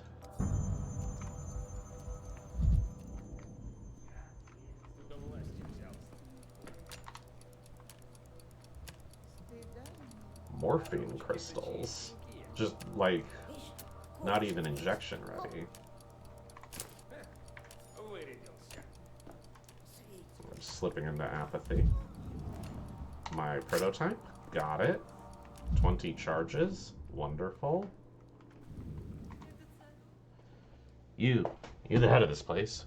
Could you sign this paper for me, please? The death certificate, I mean. I don't think Daniel can be trusted with a houseplant. If he can discover the immortality of plants...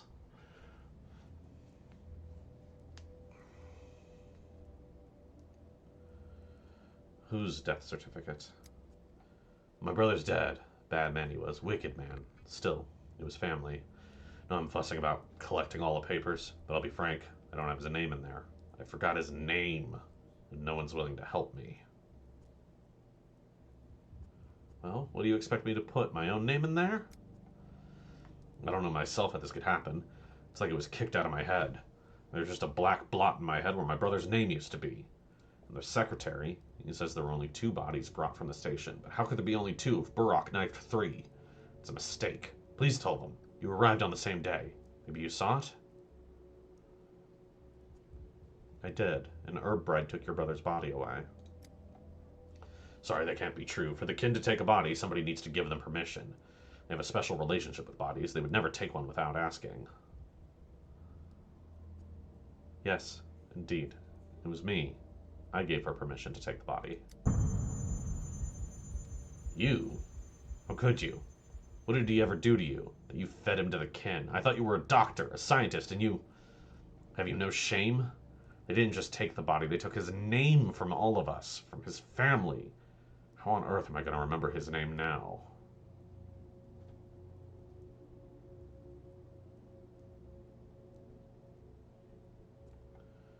At the station, everyone claimed he had no relatives, and so the price of an error is the memory of a man. Alright, I'm going to smoke some tobacco.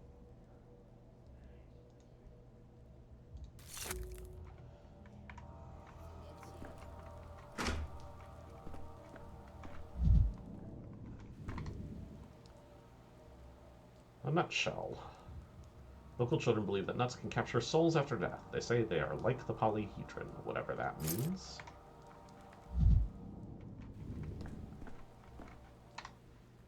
Vlad the Younger. Vlad Olgimsky, son of Vlad Olgimsky, the factory owner, heir to one of the 3 ruling families. One could imagine the autonomy he enjoyed living under his father's shadow. He thought his father's power could be gently modernized through reform. He kept up with contemporary thinkers, put his faith in progress. And as his reward, the dirtiest of tasks fell to him. Behind any pretty facade, there's a yawning black pit. Always. What options does the town have when there's no vaccine or cure, when there's neither a hospital nor doctors? Isolation and quarantine are our only tools to slow the plague's spread. Are you the one who issued the decree not to rescue people from infected districts? Everyone is saying I acted as Isidore Barak did 5 years ago. They can think what they want, but they're remembering it wrong. My measures were not so harsh. That's gonna make me feel sympathy for little Vlad. Agreed. Isidore Barak sealed off the plague districts with no chance of escape. I, at least, told the orderlies to keep an eye out for bonfires, to give those trapped behind the cordons a chance.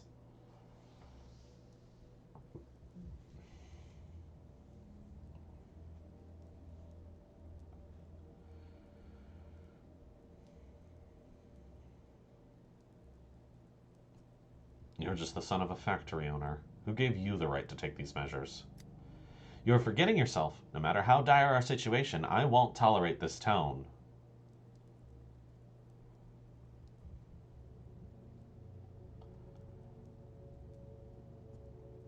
I apologize for being harsh, but it doesn't change my core question. To my knowledge, you're neither a doctor nor a governor, yet the decrees bear your signature. Why? The Menku, that's what our local healers are called, have their own ways to treat disease. As I had access to this knowledge, I took it upon myself to adapt it. We had no other options. Excuse you? You claim to understand the ways of the Menku? But you specifically did it wrong.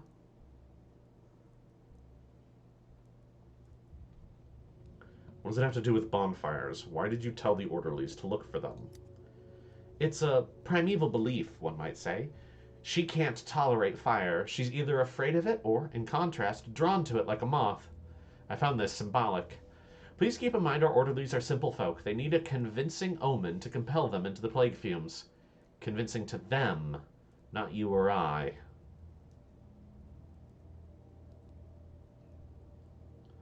She can't tolerate fire. You mean the plague? The sarcasm is unwarranted. The plague feels alive even to me sometimes, let alone the orderlies. If you spent any time with us, you would understand. I was just beginning to respect you. Be that as it may, by the third day we realized the scale of the catastrophe. The town needed a saving, and I was ready to propose concrete measures. And here we are. I will soon pay with my life for my actions. Don't say that. We'll get out of here. All of us. And I already know how. I will soon pay for my life for my actions, as will you for your inaction. I'm not a proud man, Dankovsky. 2 days ago, I waited for you in the Emergency Epidemic Committee meeting. If you wished to take matters into your own hands, I would not have stood in your way, but you simply didn't show up.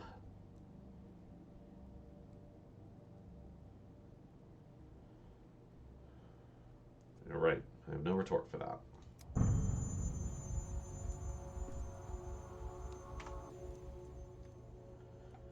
I let power slip into the hands of those unfit to wield it. The consequences are plain.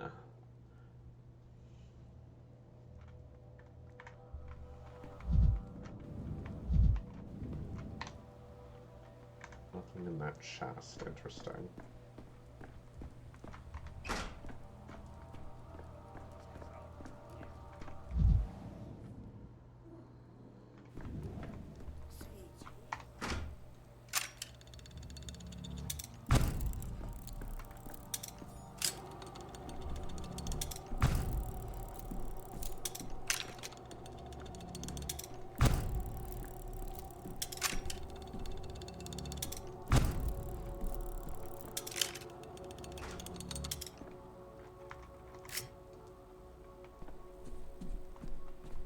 What? What's that smell? The smell of science. Your contraption works. Let's assume as much. Is it enough to traverse the infested district?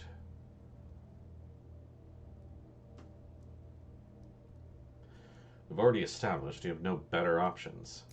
Fine, let's assume that too. Listen up. You need to make it to the southern exit of the district. It's guarded by orderlies. The other exits are either sealed off or being guarded by vigilantes. Best avoided. I understand. Southern exit. But first, you need to light several bonfires. More than one. That's important. Again with the bonfires. I'll just tell the orderlies that there are living people trapped in the district. I'll be standing in front of them as living proof. I've said it already. This is how it's been since the first outbreak 5 years ago. If there are fires burning in any area, that means there's still survivors, still able-bodied and healthy. Only those are worth saving. We were ordered not to bother with small pockets of doomed people. You're suggesting I light all these bonfires by myself to deceive your own system? It's not my system. We issued the decree in haste and panic. If I survive, I will overturn it. If we survive, I'll be the one issuing decrees.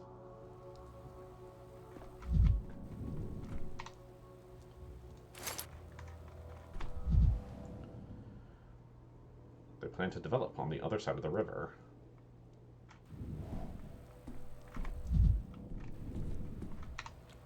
Loot the clock.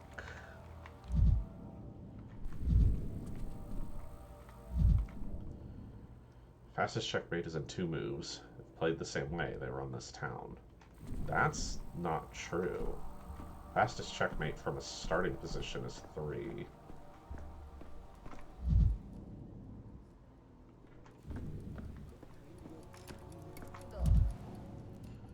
The minute hand is an arc. The second hand is a gear. The hour hand is a semicircle. Or this is not a clock after all. Ill-timed. What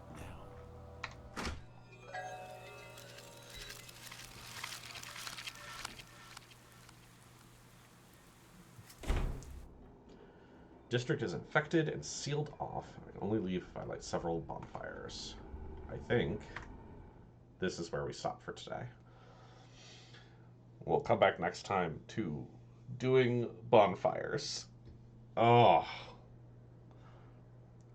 Alright, having some fun with the way things are being told, hopping around. Don't mind that. Good to see the characters intact. So far, having a good time. Still feels like there's a lot of game in here and not despair, but it's still early. We're only 2 hours in, and getting to see some of the despair early is pretty good. I appreciate all of that.